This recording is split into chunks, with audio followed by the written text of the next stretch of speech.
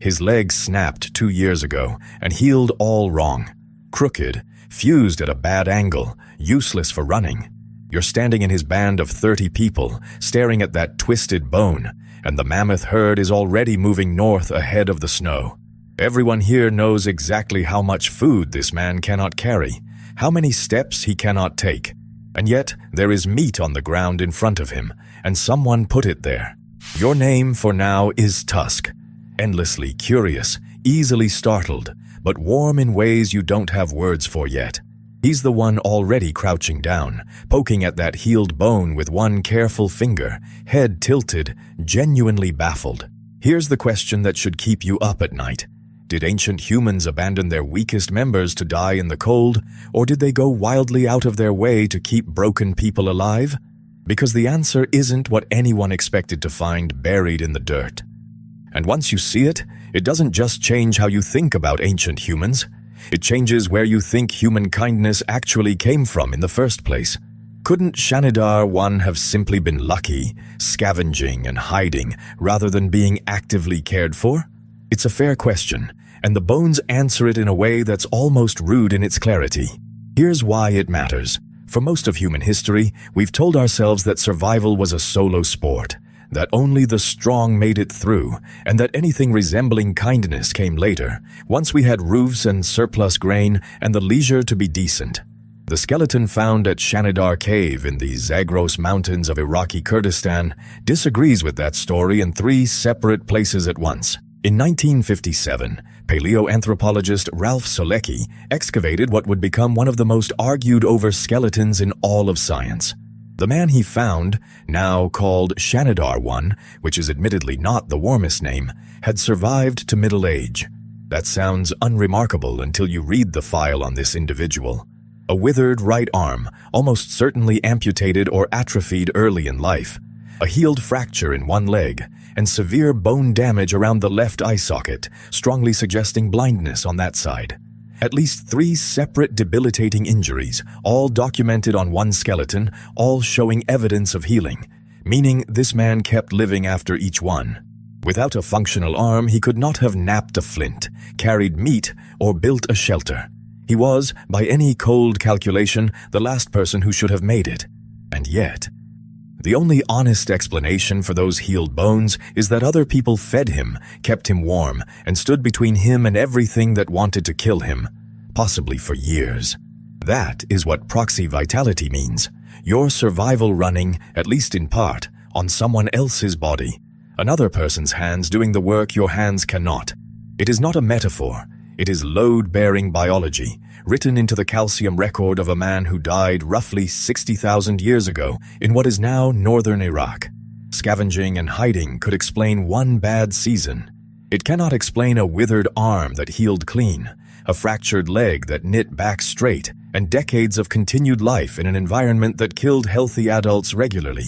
Luck doesn't leave that kind of paperwork. Survival was never purely individual.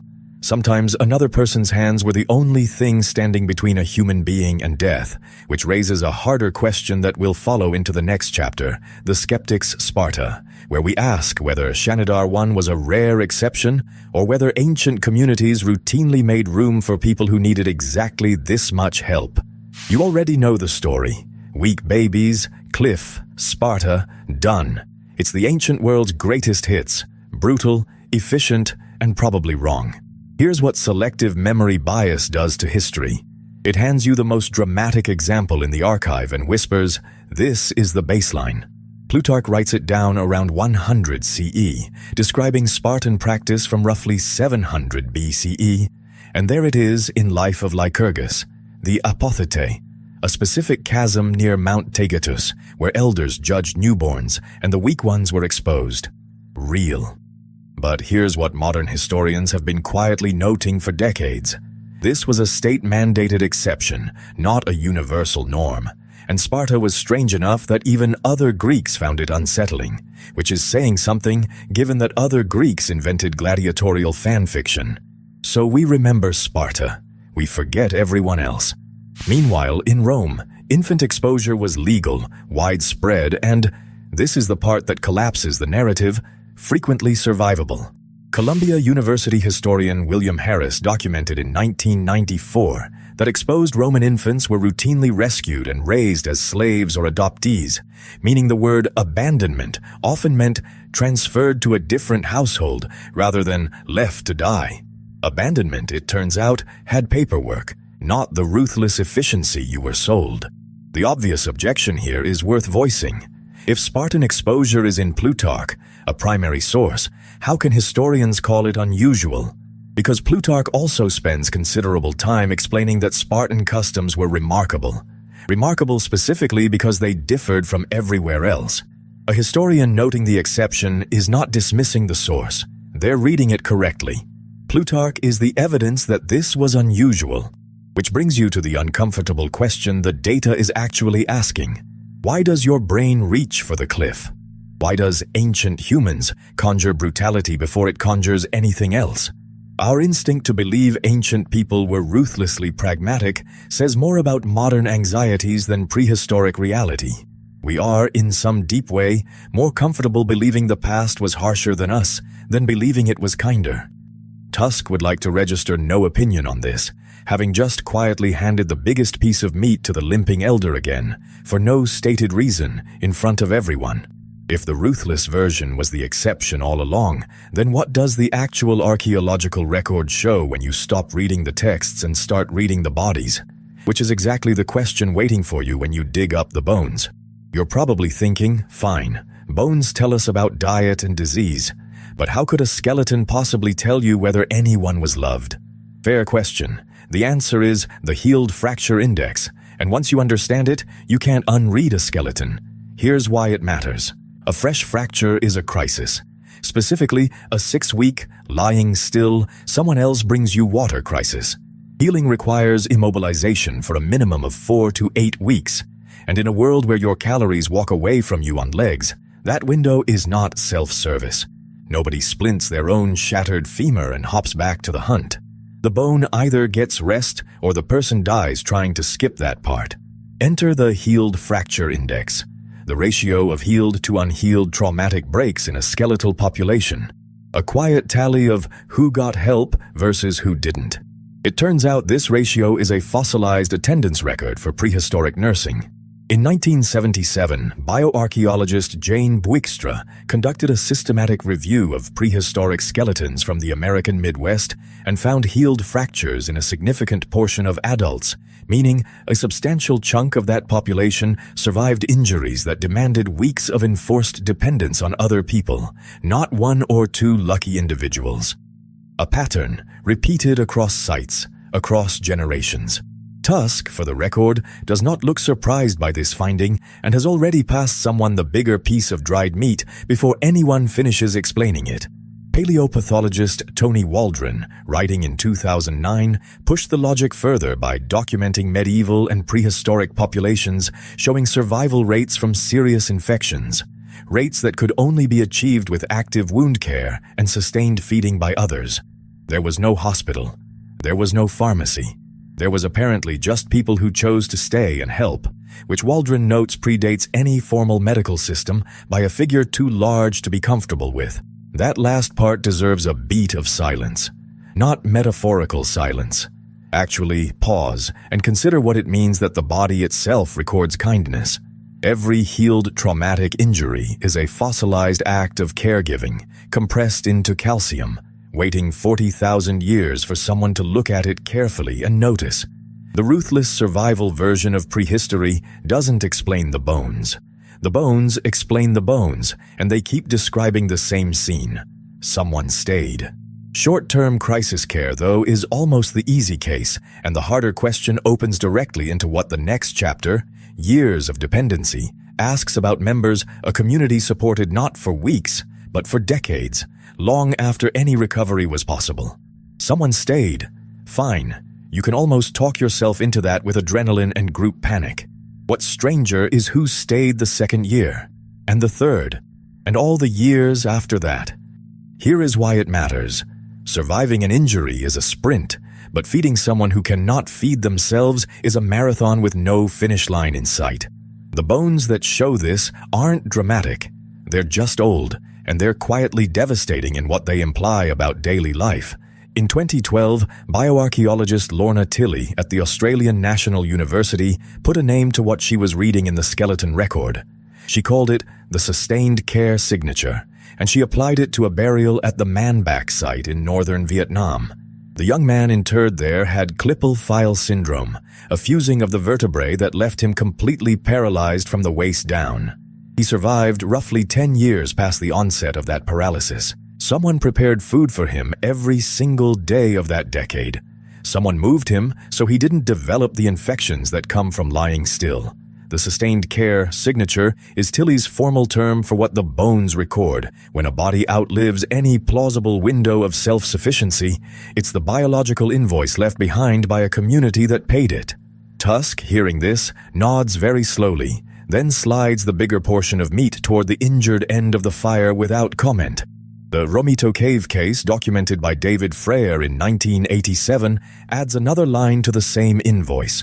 A boy from Calabria, Italy, living around 10,000 years ago, reached somewhere between 17 and 20 years old while carrying a severe bone disease, acromesomelic dysplasia, that would have made heavy physical work essentially impossible. He made it to late adolescence, well past the age when that burden would have peaked. His community was not large, not flush, and almost certainly not running a surplus. They carried him anyway. When anyone in the group ran the math on his contribution, they apparently kept reaching the same answer and then ignoring it entirely. This is what the Sustained Care Signature actually means for you as a human animal. Care was not an emotional reflex triggered by emergency. It was an organized, durable, multi-year social commitment, which is an almost absurdly expensive thing to choose. These were individual communities making local choices, but could caregiving be something deeper, written into our biology, which is exactly the question waiting in the chapter before Neanderthals? Deep care horizon. That's the idea that the impulse to keep a struggling group member alive doesn't begin with modern humans, or even with Neanderthals. It stretches back into a past so remote that the species doing the caring no longer exists. Here's why it matters. If compassion only appeared once, in one lineage, you could write it off as a cultural accident, the way you might explain why one village invented a particular hat. But if it shows up independently across 500,000 years and multiple species, you're looking at something closer to a structural feature of hominin life. In 2009, Ana Gracia and colleagues at the Universidad Complutense de Madrid published their analysis of a pelvis recovered from Cima de los Huesos at Atapuerca, Spain. The individual was Homo heidelbergensis, dated to roughly 500,000 years ago, before Neanderthals existed at all. The pelvis showed a severe congenital spinal deformity, a scoliosis-like twist that would have made walking painful and load carrying genuinely difficult. And yet, the bone had remodeled over years, meaning this person survived well into adulthood. Something, or someone, made that possible. The group looked at a member who couldn't fully pull their weight, ran the calculation, and then, apparently, handed over the bigger piece of meat anyway. No record of the reasoning survives. Now add a second data point from a completely different branch of the family.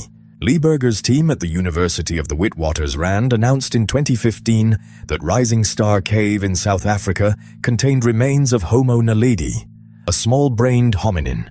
Brain volume somewhere between 465 and 610 cubic centimeters, compared to your roughly 1,350 cubic centimeters, dating to around 300,000 years ago. One individual showed dental wear consistent with reaching old age. Reaching old age with a brain 1/3 the size of yours in a cave system is not an accident. It suggests, though it doesn't prove, that social buffering wasn't a modern invention. Two species, 500,000 years apart, both showing the same pattern. Individuals who should not have survived, surviving anyway. That is not a coincidence in any satisfying sense of the word. What it means is this. Compassion does not appear to be a recent cultural add-on, the way reading or tax law is a recent cultural add-on. It looks like an ancient hominin inheritance, something passed along not in language, but in behavior, across species lines and deep time. Which raises the next question: if care goes back 500,000 years, did evolution eventually begin to reward it, to build it into the math of survival itself? Which is precisely what waits in the chapter on the caregiving dividend.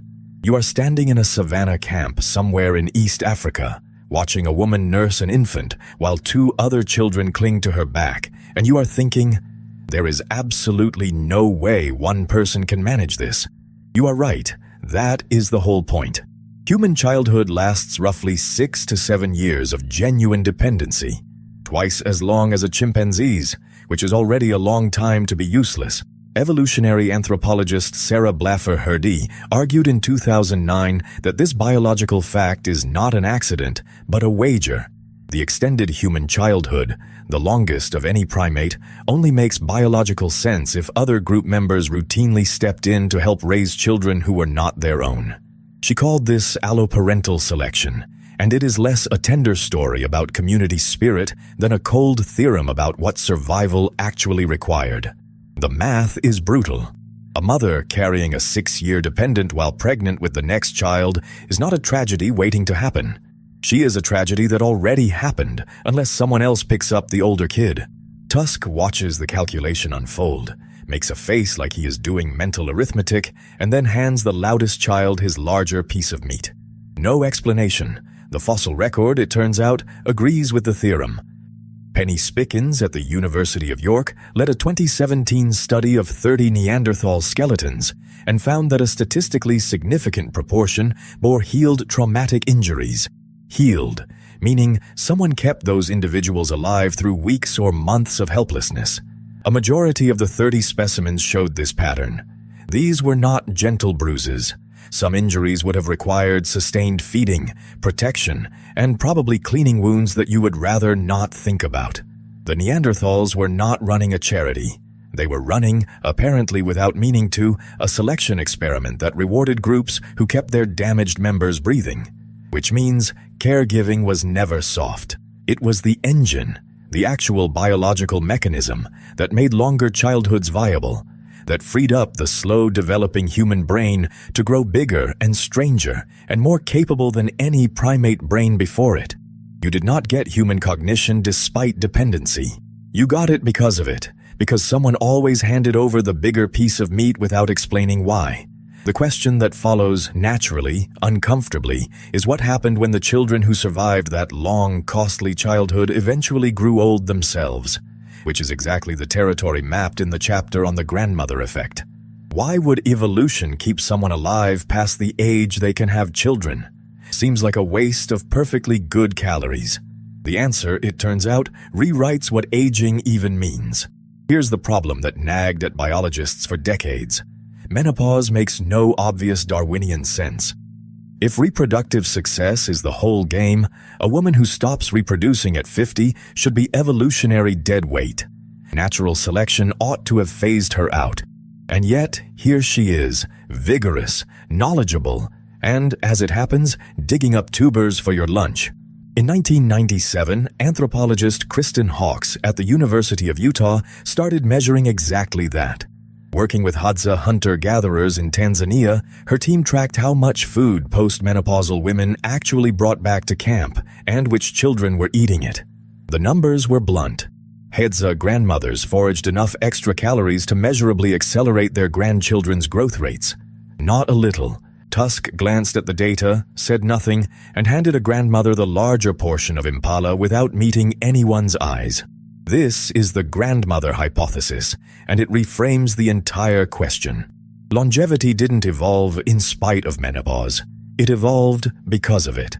Once a woman's own reproduction ends, her survival directly boosts the survival of children carrying her genes. Evolution didn't eliminate her. Evolution kept her on the payroll and changed her job description. Hawkes wasn't working in isolation. Back in 1978, anthropologist Adrienne Zielman had already documented something equally pointed among the Kungsan of the Kalahari Desert in southern Africa.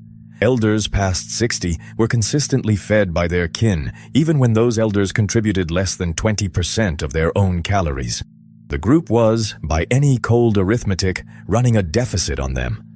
And yet, The group kept doing it, generation after generation, because those elders were warehouses of knowledge, of water sources, of plant cycles, of which decisions had been catastrophic the last time someone made them.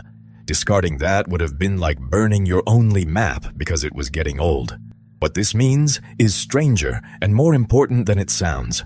Human longevity isn't a biological accident or a modern medical achievement. It is a product of caregiving itself. Aging only became evolutionarily stable inside a species that fed people who couldn't fully feed themselves. We lived longer because we refused to stop caring when caring got expensive. Evolution rewarded caring for the old. But what about those born different? Those who could never be useful in any conventional sense, which is the question that drives everything in the chapter on mourning the vulnerable. But the old surviving longer isn't the strange part. The strange part is who else got buried. Around 3,500 years ago, a small community in Monkton up Wimborne, Dorset, laid a child with Down syndrome into the ground with grave goods beside them. Objects chosen, placed, and sealed away forever.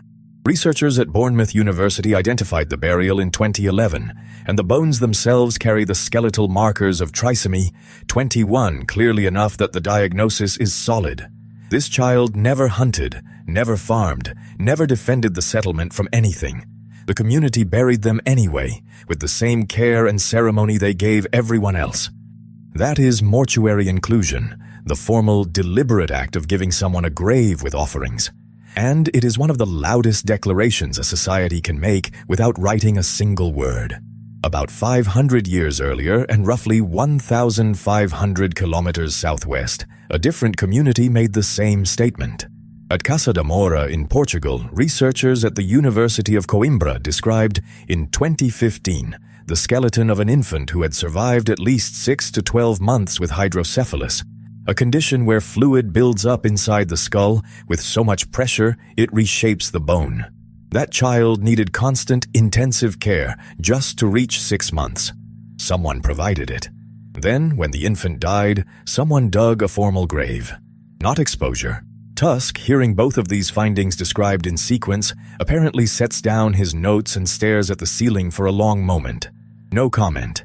He just slides the larger piece of charcoal across the table to whoever is nearest, for reasons he declines to explain. Here is what mortuary inclusion means, stripped down to its frame. A grave with offerings is not maintenance, not sentiment, not the soft edge of an otherwise hard calculation. It is a community insisting, in the most permanent medium available to them, that this person counted. Not counted for their labor, not counted contingently. These were not anomalies or isolated acts of unusual kindness. They are part of a pattern that shows up across Bronze Age Europe with a consistency that looks less like exception and more like rule. The vulnerable were not merely tolerated, they were mourned. And that distinction, between tolerating a life and grieving its loss, opens directly into the question of what care actually is as a species-wide behavior, which is exactly what the next chapter, Care as Human Nature, asks across every continent and deep into prehistory. Obligate mutualism. That's the deal where two creatures can't survive without each other. Not as a nice arrangement, but as a biological fact, baked so deep it might as well be bone. Here's why it matters for you specifically. At some point in your life, you could not feed yourself, move yourself, or keep yourself warm. You were, without ceremony, completely helpless. And someone, fixed that. The question evolutionary biologists have been quietly arguing about for decades is whether that fix was accidental, occasional, or so consistent across deep time that it shaped the species doing the fixing. The skeleton that changed that argument has a name.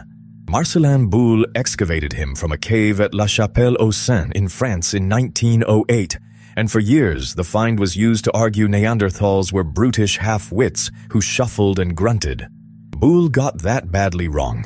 What the skeleton actually shows, once you look past his earlier assumptions, is something far more interesting than brutishness. The man, now called the Old Man of La Chapelle-aux-Saints, had lost nearly every tooth long before he died, had severe spinal arthritis that would have made walking agonizing, and was roughly 40 years old at death, which for a Neanderthal counts as genuinely ancient. He could not have chewed raw meat. He could not have kept pace with a moving group. Someone, for years, processed his food. Someone carried things so he didn't have to. He survived anyway. That's logistics, maintained across seasons, by people who had other problems.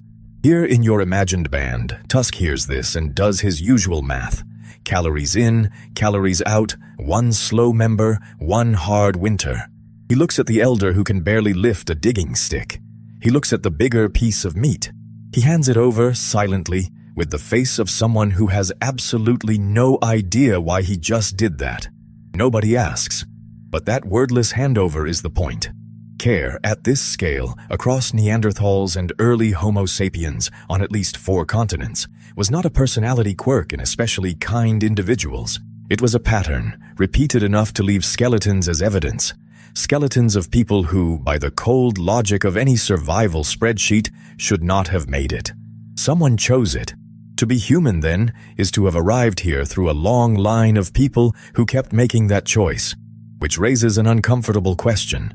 When did the choice become the instinct? So go back to that man. The snow is still coming, the mammoth herd is still moving, and he still cannot walk.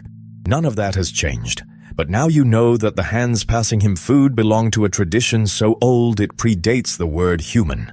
A chain of choosing, stretching back through Neanderthals huddled around fires in caves we're still discovering. That is what all of this meant. Care wasn't something we built into civilization like a road or a law. We inherited it the way we inherited our hands. So the next time you hold a child in your arms against the cold, you're not doing something new. You're doing something ancient, something that outlasted every species that didn't. And the question that keeps the door open is this. If compassion is that old, that deep, that durable, what exactly are we capable of next?